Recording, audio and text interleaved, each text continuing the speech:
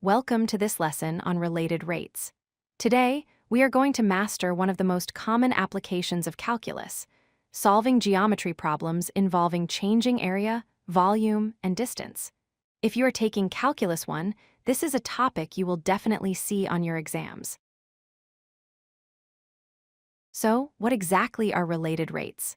In calculus, a related rates problem involves finding how fast one quantity is changing by relating it to other quantities whose rates of change are already known.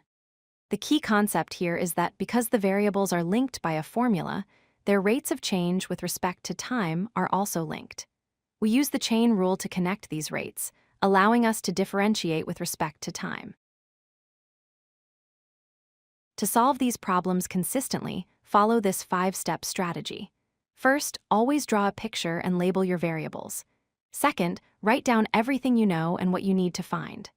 Third, find an equation that relates your variables, such as the area of a circle or the Pythagorean theorem.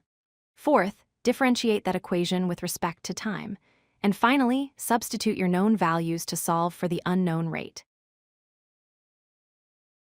Let's look at our first example. Imagine a stone is dropped into a calm lake, creating circular ripples.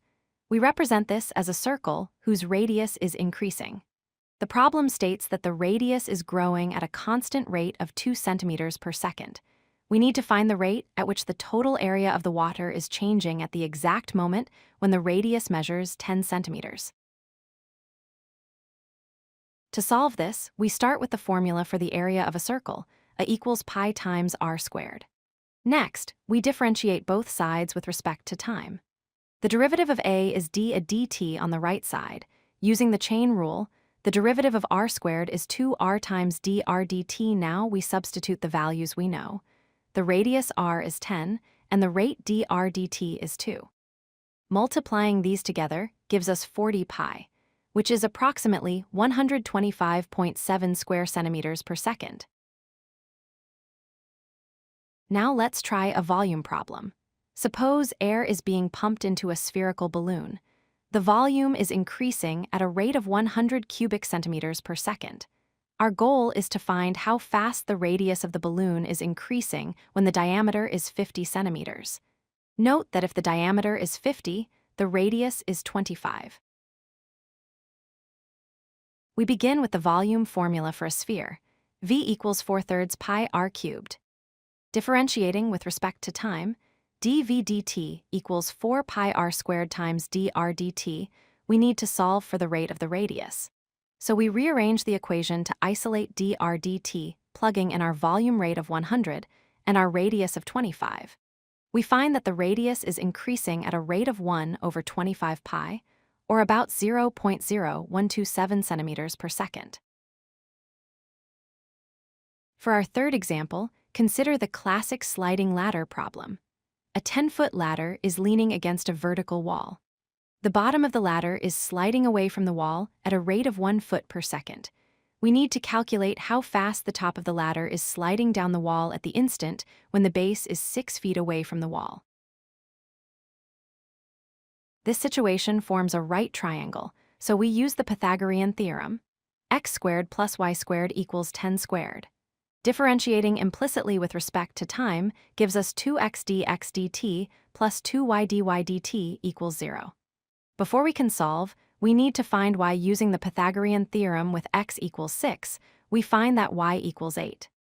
Now we substitute x equals 6, dx dt equals 1, and y equals 8 into our derivative equation. Solving for dy dt, we get negative 0.75 feet per second. The negative sign confirms the ladder is moving downwards. Here are 3 common mistakes to watch out for. First, never plug in changing values like x equals 6 before you differentiate. Only constant values like the ladder's length should be plugged in early. Second, don't forget the chain rule terms like dx dt or dr dt. And third, pay attention to signs. If a quantity is decreasing, its rate must be negative. To summarize, success with related rates comes down to 4 steps. 1. Visualize and label the problem. 2. Identify the geometric formula that links your variables. 3. Differentiate that formula with respect to time using the chain rule. And 4. Substitute your specific values to solve for the rate. Keep these formulas for area, volume, and triangles in mind. Thank you for watching this tutorial on related rates. If you found this helpful and want to master more calculus concepts, please consider subscribing to the channel for more lessons. Good luck with your studies. If you like this video, hit that like button and don't forget to subscribe. Visit codelucky.com for more such useful content.